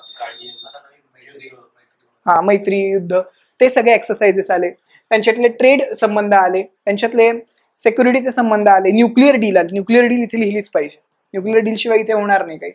त्याच्याशिवाय गेल्या 5 वर्षात इंडिया USA मध्ये काय काय झालेलं आहे. ट्रम्पच्या ऍडमिनिस्ट्रेशनमध्ये इंडिया USAने काय नवीन अग्रीमेंट्स केले, काय नाही केले. आणि आता मला नाही यार अग्रीमेंट्स आठवत, कारण एका पॉईंट नंतर नाही पाठांतर होत. व्हिजिट्स लिहा, किती आम्ही ट्रम्पकडे गेलो, आमचे पंतप्रधान ट्रम्पचा प्रचार करून आले, लिहा ना. बिडेन म्हणतात मोदी आम्हाला भावासारखे, लिहा ना. बराक ओबामांना आम्ही बोलवलं 26 जानेवारीला, पहिल्या 14 मध्ये की 15 मध्ये बराक ओबामा भारतात आले. Visits that itself show your strategic partner. नाही तर तुम्ही घरी उगाच कुणाला बोलवता का जेवायला, नाही बोलवत. So that is the thing, हे strategic partner. But then why we are not formal allies, we need not be formal allies. याच्या मागची त्याच्यातला प्रॉब्लेम तिथे सांगितला पाहिजे. WTO मध्ये काय होतंय, भांडतोय ना आपण, काश्मीरवर भांडतोय ना, इराणवर भांडतोय ना, रशियाकडनं तेल घेतोयच की आपण. इराण आणि रशियाकडनं अजूनही तेल घेतोय ना, USAने नको म्हटलं पण आपण घेतोच ना. चायनाशी आपले संबंध चांगले आहेत डिस्पाईट USAचा खूप ऑब्जेक्शन्स असताना. सो आपण फॉर्मल अलाइज झालो तर इंडियाला ते खूप प्रॉब्लेम होईल. सो दे नीड काय काय आपण कुणावरच जास्त रिलाय करू शकत नाही. करेक्ट. राजीव सिकरी आणि एस जयशंकर सुद्धा तो शब्द खूप वापरतात, स्ट्रॅटेजिक ऑटोनॉमी. त्याच शब्दावरती हा प्रश्न आलेला आहे.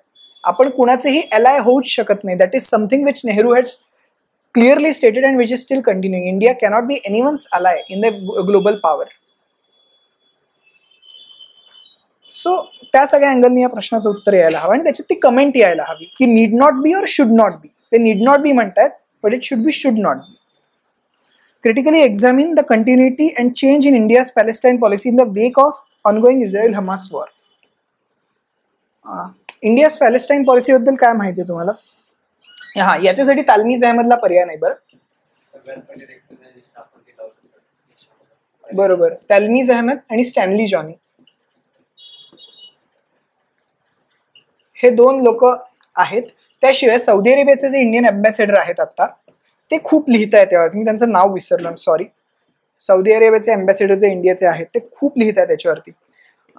पुणे इंटरनॅशनल सेंटर आहे, त्यांचं लिटरेचर आहे. गौतम बांबावले खूप लिहित आहेत आता या विषयांवर. गौतम बांबावले आणि विजय गोखले, विक्रम की विजय गोखले त्यांचं काहीतरी नाव आहे. ही लोक खूप महत्वाची आहेत वेस्ट एशियन क्वेश्चन्ससाठी. हे खूप लिहित आहेत याच्यावरती. हे दोन आले नाही तर मार्क कट. तालमीज अहमद हा वेस्ट एशियात खूप काळ आपला डिप्लोमॅट होता. आणि आणि अजून एक नाव आहे या सगळ्यामध्ये, who is covering this very closely, this woman, Suhasini Haidar. ह्या सगळ्यांचं लिटरेचर तुम्ही लिहा. फक्त मी आज खूप नावं सांगितली आहेत म्हणून ती नावं लिहायची आणि मेन्सच्या पेपरमध्ये यांच्या नावाने स्वतःच्या कोट्स टाकायच्या, असं करू नका. कारण त्यांच्या काहीतरी पोझिशनॅलिटीज आहेत. ते काय बोलतात हे वाचणाऱ्याला माहिती आहे की सुहासिनी हैदर काय बोलते, तालमीज अहमद काय बोलतो. त्यामुळे त्यांची नावं लिहून स्वतःचे टाकलं तर मार्क नाही मिळणार. स्टॅनली जॉनी JNUतनं वेस्ट एशियन स्टडीज मधनं ग्रॅज्युएट आहे आणि हिंदूचा एडिटर आहे, वेस्ट एशियन एडिटर आहे स्टॅनली जॉनी. तालमीज अहमद, विजय गोखले. इथे पुणे इंटरनॅशनल सेंटरचं हे काम, हे पुण्यात काम होत आहे सगळं, आता नवीन काम आहे. गौतम बांबावले पाकिस्तानलाही होते खूप वर्ष. आणि गोपाल इन पास्ट, हिस्ट्रीमध्ये गोपाल, एन गोपाल त्याचं नाव होतं, तो जो कोणी माणूस होता तो एन गोपाल. बट पॅलेस्टाईनचा प्रश्न मी तर गांधींपासून स्टार्ट करेन. I will start Palestine with Gandhi, कारण India should always support Palestine, ही गांधींची भूमिका होती. पॅलेस्टाईनचे जेव्हा तुकडे झाले तेव्हा त्यांनी युएनला पत्र, विन्स्टन चर्चिलला पत्र लिहिलं की एका आईचे 2 तुकडे केले म्हणून 2 बाळांना आई वाटता येत नाही, असं खूप सुंदर पत्र आहे त्यांचं.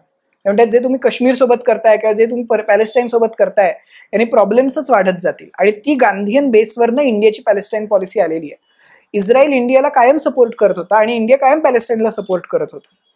6 years वॉर असेल, योमरी कोपरी वार असेल, त्यानंतर इस्रायलनी पॅलेस्टाईनचे सगळे हे घेतले असेल. India always supported Palestine, always supported Palestine. That is the continuity in India's foreign policy. मग ते वेगवेगळ्या इव्हेंट्सला कसं झालं तिथे तुम्हाला ते फॅक्ट्स द्यावे लागतील, तेव्हा काय काय झालं. आणि इंडियाने कायम पॅलेस्टाईनला सपोर्ट का केलं? कारण आपण पॅलेस्टाईनला सपोर्ट का करत होतो? कारण पॅलेस्टाईनच्या जमिनीतनं जेरुसलेमचा तुकडा तोडून इस्रायलला दिला गेला, किंवा पॅलेस्टाईनची जमीन तोडून इस्रायल फॉर्म झालाय. आपल्याकडे सुद्धा काश्मीरचा तोच कॉन्टेक्स्ट आहे ना. काश्मीर तोडून पाकिस्तान घ्यायचा प्रयत्न करते आणि we say no, Kashmir is our part. So that was ती हिपोक्रेसी झाली असती. त्याच्यानंतर 2014 नंतर मात्र इंडियन पब्लिक ओपिनियन्स आहे. Determinants of Indian foreign policy नावाचा एक छोटासा टॉपिक आहे तुमच्या याच्यात. Public opinion is one of them. So public opinion इंडियातलं फार प्रो इस्रायल झालेलं आहे. आणि secondly, Indian prime minister started supporting Israel openly after 2014. Why? Israel was always supporting India, but India always was supporting Palestine. Palestine was a very good ally. Now it's not that good ally of India. Now we are still supporting Palestine, but we are taking neutral stand. आपली एक shift झाली आहे pro Palestine to neutral India. कारण आता आपण Palestine आणि India आणि या दोन्ही देशांना आपण एकत्रित चाललेलो आहे. Why this has happened? नाही, पब्लिक ओपिनियन आणि Indian ideology of the Indian rulers has changed, right? Indian domestic politics, Hindus and Jews, that is something is there. आणि the other point is Israel is ally of USA. Military dynamics सगळे त्याच्यातले आहेत. So आणि आपल्याला सगळ्यांशीच चांगलं करायचं. आणि that is one more thing, Stanley जॉनीनी एका लेखात खूप चांगलं म्हटलंय त्याच्या की वेस्ट एशियन कंट्रीजचं स्वतःच एक वेगळं आलेलं आहे. आतापर्यंत वेस्ट एशियन कंट्रीज त्यांना US आणि रशिया जसं झुलवत होती तसं जगाकडे बघत होत्या. आता त्या स्वतःच्या डोळ्यातनं बघतायत आणि त्यांना हे दिसतं की इंडिया इस्रायलशी संबंध ठेवतोय, पॅलेस्टाईनशी ठेवतोय, ओमानशी ठेवतोय, त्याच्याशी ठेवतोय. त्यामुळे West Asian countries actually have no problem India having good ties with Israel as well as Palestine because they feel India is the most neutral country. US has its own interest, Russia has its own interests, but the most neutral country in the world is India. That's how the West Asian countries are now pursuing India. त्याच्यामुळे एकदा Saudi Arabia आणि gulf काउन्सिलमध्ये असंही म्हटलं की आमचे जे problems आहेत त्याच्यासाठी जर कोणाला मेडिएटर म्हणून बोलवायचं आहे तर आम्हाला इंडियाला बोलवायला आवडेल. that's what they said because they see India as a very, त्यांचं तर असंही म्हणणं होतं एका पॉइंटला की OIC मध्ये इंडियाला का घेऊ नये का because India also is one of the largest Muslim populations. अर्थात it was oppose by Pakistan, that's why it didn't happen, but तो पण मुद्दा त्या लोकांनी उचललेला आहे. सो अरब कंट्रीजचं इंडियाकडे बघण्याचं जे व्हर्जन आहे, कारण इंडियन डायस्पोरा खूप मोठ्या प्रमाणात अरब कंट्रीजमध्ये आहे, so Arab countries didn't have that much problem India going with Israel आणि त्याच्यामुळे हा चेंज जो झालेला आहे. असे 3-4 कारणं मी तुम्हाला सांगितली आता बोलता बोलता. या सगळ्यामुळे इंडियन पॉलिसी कशी चेंज झाली आणि आता इस्रायल पॅलेस्टाईन डॉक्ट्राईनमध्ये इंडिया ना धड इस्रायलची साईन घेते ना पॅलेस्टाईनची साईन घेते, वी आर विथ पीस. ही जी इंडियाची जी डिप्लोमॅटिक स्ट्रॅटेजी आहे किंवा त्यांनी UN व्होटमध्ये इस्रायलच्या विरोधात मतदान केलं पण ते पॅलेस्टाईनच्या फॉर मतदान नाही केलेलं. सो ते का झालेलं आहे, परत इकॉनॉमिक त्याचे कन्सिडरेशन्स काय आहेत आणि मग ही सगळी महान माणसं त्याच्याबद्दल काय बोलतात.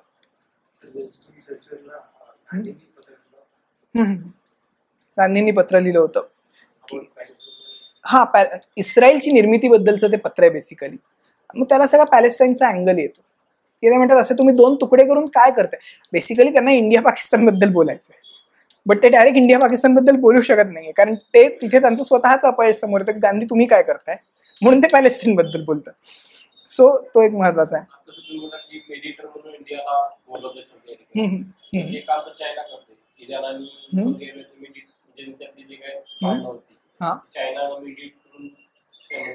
गल्फ कंट्रीज मधल्या प्रॉब्लेम्स मध्ये मेडिएटर म्हणून इंडियाला ते बोलव असं म्हणतात. इंडिया आणि त्यांच्यातल्या प्रॉब्लेम्स मध्ये नाही, म्हणजे ओमान आणि सौदी अरेबियाच्या प्रॉब्लेम्स मध्ये मेडिएट करायला, कटार आणि सौदी अरेबियाच्या प्रॉब्लेम्स मध्ये, इस्रायल आणि पॅलेस्टाईन मध्ये मेडिएट करायला ते इंडियाला बोलवत आहेत. इंडिया आणि सौदी अरेबियाच्या प्रॉब्लेम्स मध्ये ते नाही बोलवत आहेत. अर्थात दोघांमध्ये कसे मेडिएट करायला येतील ते. China as a mediator role play करता आहे. तुम्ही सॅम्युअल हंटिंग्टन वाचा एकदा यासाठी. You should read Samuel Huntington. त्याच्यात त्यांनी याची व्यवस्थित कारण मीमांसा दिली आहे की का चायना हे करतंय आणि चायनाला हे का करताही येतं आहे. इंडिया हे का करत नाही आणि इंडियाला का करता येत नाही त्याची खूप कारण मीमांसा आहे या पुस्तकात. सॅम्युअल हंटिंग्टनचा क्लॅश ऑफ सिव्हिलायझेशन्स मध्ये आहे की how the future complete clash of civilisations. हा, हे 90s मध्ये लिहिलंय पण खूप रेलिव्हंट पुस्तक आहे. सौदी अरेबियाने बोलवलं पण इंडिया गेलं नाही कारण मेडिएशन करायला गेलं की तुमचेही बरेचसे पॉईंट्स हातातनं जात असतात.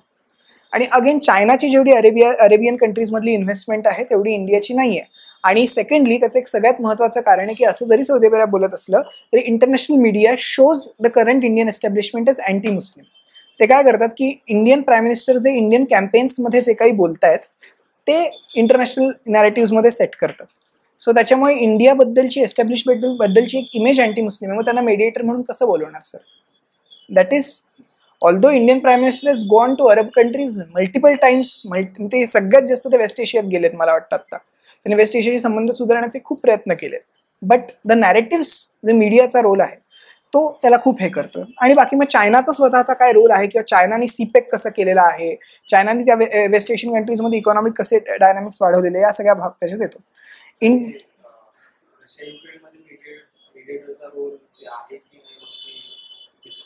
रशिया युक्रेनमध्ये मेडिएटचा रोल इंडिया नाही प्ले करू शकत.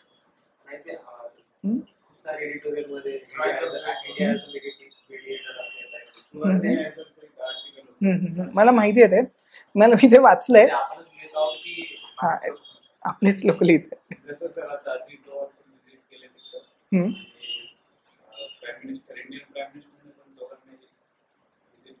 इंडिया स्वतःचा रोल त्या डोमेनमध्ये वाढवायचा प्रयत्न करतोय, हे खरं आहे की तिथे इंडिया स्वतःची एक स्पेस क्रिएट करण्याचा प्रयत्न करतो. आणि ह्या ज्या व्हॉइसेस तुम्ही म्हणताय त्या सगळ्या इंडियन स्टेटकडनं येणाऱ्या व्हॉइसेस आहे. पण रशियातला एखादा मिनिस्टर म्हणतोय का की India is playing mediator? Zelensky म्हणतोय का असं की इंडिया इज प्लेइंग मेडिएटर किंवा India should play mediator?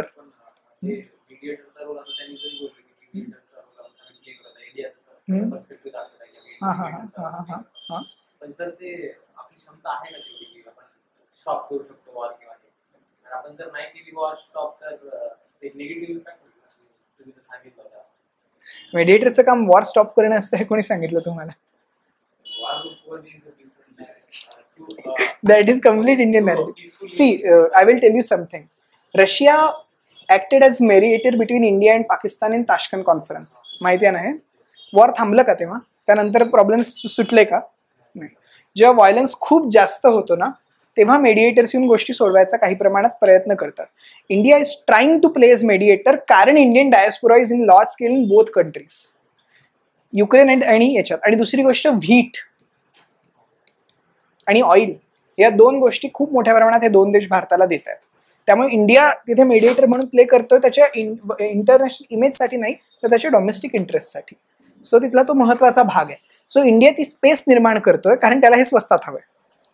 But ते देश तसं बघतात कारण बेसिकली तिथे मेडिएशन आहे का, कारण तिथे आता न्यूक्लिअर एस्केलेशन्स व्हायला लागलेत. ॲज मच मी फॉलो करतो आता तिथे न्यूक्लिअर एस्केलेशन्स व्हायला लागलेत. सो ते वॉर थांबायच्या ऐवजी ते अजूनच वाढत चाललेलं आहे. आणि जर इंडियन मेडिएशनचा रोल प्ले करता आहे जसे आपले एडिटोरियल्स म्हणतात तर मग त्या वॉरमध्ये तसं काही होताना दिसत नाहीये ना. म्हणून सांगितलं ना की इंडियन एडिटोरियल्समध्ये असं म्हणतात पण हे डिप्लोमॅट, न्यूयॉर्क टाइम्स, गार्डियन, अल जझीरा हे काय बोलतात हेही बघितलं पाहिजे आणि मग तुम्ही तुमची भूमिका मांडली पाहिजे पेपरमध्ये लिहिताना. हां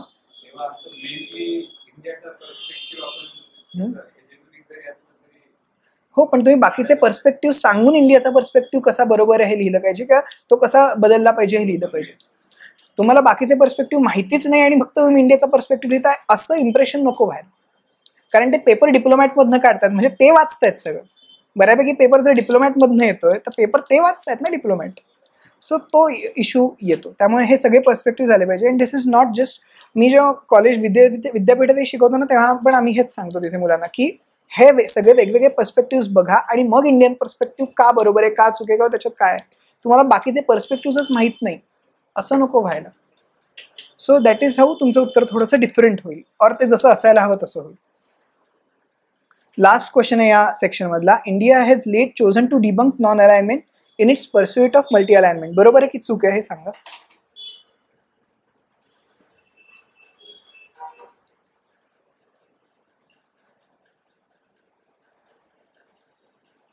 India has chosen to debunk non-alignment in its pursuit of multi-alignment.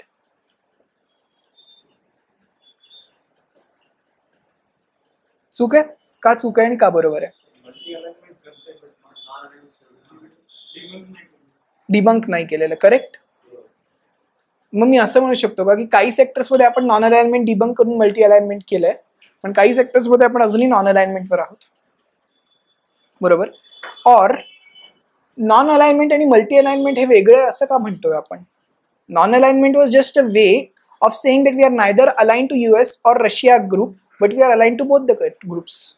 Can non alignment be also seen as double alignment? पण हे मी नाही म्हणत आहे, हे VP दत्ता म्हणतायत, हे VP मेननही म्हणतायत, हे नेहरूही म्हणतायत. सो हे मी म्हणतोय म्हणून नका म्हणू non alignment is double alignment. आधीचे कोणी थिंकर्सनी नॉन अलाइनमेंट आणि तेव्हा डबल अलाइनमेंट का होती? Because world was bipolar. Are we moving towards a multipolar world now? आता मल्टीपोलर होत चाललंय का जग? येस सर, होत आहे. आणि मग ती नॉन अलाइनमेंटची मल्टी अलाइनमेंट कशी झाली? मग मल्टी अलाइनमेंट म्हणताना आधी नॉन अलाइनमेंट होती म्हणजे काय होतं? मग नॉन अलाइनमेंट कशी? रिजन्स आहेत ना, South East Asia, South Asia, Latin America, Africa, West Asia, Europe. मग या प्रत्येक रिजनमध्ये इंडिया नॉन अलाइनमेंटच्या काळात कसे पॉलिसी परसिव्ह करत होता, जे US कॅम्पमधले देश आहेत आणि रशिया कॅम्पमधले देश आहेत त्यांच्याशी, आणि मल्टी अलाइनमेंटच्या काळात कशी पॉलिसी परसिव्ह करतोय, थोडे फॅक्ट्स द्यावे लागतील. So how non alignment and multi alignment are similar, how are different, आणि where there is no multi alignment. Security is something जिथे there is no multi alignment. सिक्युरिटीमध्ये आपण मल्टी अलाइनमेंट नाही घेते, आपण नॉन अलाइनमेंटवरच राहतोय. कारण मग सिक्युरिटीमध्ये काय म्हणणार, इस्रायल तू युद्ध करतोय तुझं बरोबरच आहे, तुमचा मुद्दा बरोबर आहे. पॅलेस्टाईन तू युद्ध करतोय तूही बरोबर आहे, म्हणजे काय? But we are saying we are against war, we are taking non alignment between Israel and Palestine. We are neither align with Israel nor with Palestine. So there we are going with this. IDSAचं literature वाचा याच्यावरती. Non alignment आणि multi alignment मध्ये जो security perspective आहे त्याच्यावर IDSA literature वाचा. आणि बाकी सगळे जे फॉरेन पॉलिसीचं लिटरेचर आहे त्याच्यातच त्याचे इकॉनॉमिक, कल्चरल, ट्रेड, बाकीचे सगळे पर्स्पेक्टिव्ह येतात. सो नॉन अलाइनमेंट किती प्रमाणात आहे, नॉन अलाइनमेंट मधल्या कुठल्या गोष्टी मल्टी अलाइनमेंट मध्ये येतात, मल्टी अलाइनमेंट आणि नॉन अलाइनमेंट मधले फरक कुठे, सगळ्या जगातल्या वेगवेगळ्या रिजन्समध्ये non alignment to multi alignment ही ट्रान्झिशन कशी झाली आहे आणि कुठे we are still on non alignment, ही सगळी कमेंट त्या उत्तरात आली पाहिजे. त्याचं एक साधक बाधक कन्क्लुजन, कारण याला वर्ड लिमिट नाही आहे. सो एवढा त्या प्रश्नाचा उत्तराचा एकंदर हे आहे. So you will have to give facts as well as theories as well as thinkers. या 3 गोष्टी. हा पहिल्यांदा असा मला पेपर इतका डीप दिसतो की तुम्हाला फॅक्ट प्लस थिअरी वापरावी लागते. नाही तर असं असायचं की एक तर थिअरी देऊन तुम्ही कटून जायचा और फॅक्ट्स देऊन कटून जायचा. त्यावेळेला पेपर खूप फॅक्च्युअल आणि थिअरिटिकल दोन्ही आलेले आहे. हा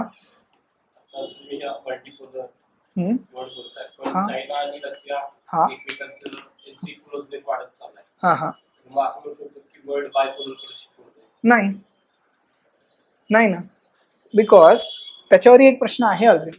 Russia is also a pole नाव, correct.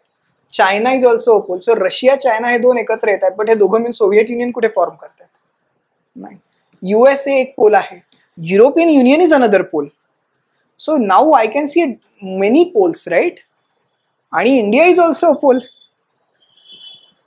So EU is a pole, Russia is a pole, US is a pole, China is a pole. त्यामुळे बायपोलर नाही. This is a very simplistic understanding to say that US आणि चायनामध्ये cold war चाललेला आहे and we are in a bipolar world, but we are not. 2010 मध्ये हर्षपंतांचा एक article आहे, India's foreign policy in the unipolar world, because until then it was a unipolar world, but गेल्या 10-15 वर्षात गोष्टी ज्या बदलल्या आहेत, now we are in a multipolar world. So तो सगळा भाग येतो. बट हां, तू जे म्हणतोस त्या स्टाईलनी अमेरिकन स्कॉलर्स अजूनही म्हणतात की it is a unipolar world, कारण इकॉनॉमिक आणि कल्चरल हे नुसार त्यांचं म्हणणं की there still is unipolar world. But again जेव्हा ते म्हणतात तेव्हा त्याचा त्याच्या मागचा डिस्कोर्स आहे ना. सो US स्कॉलर्सला आपण किती विश्वास ठेवायचा, हाही त्याच्या मागचा मुद्दा येतो. या इंडियन फॉरेन पॉलिसीनी आणि बाकी सगळ्या जगाला ते मल्टीपोलरच वाटतं, कारण ते मल्टीपोलर नाही तर you are negating India is a pole.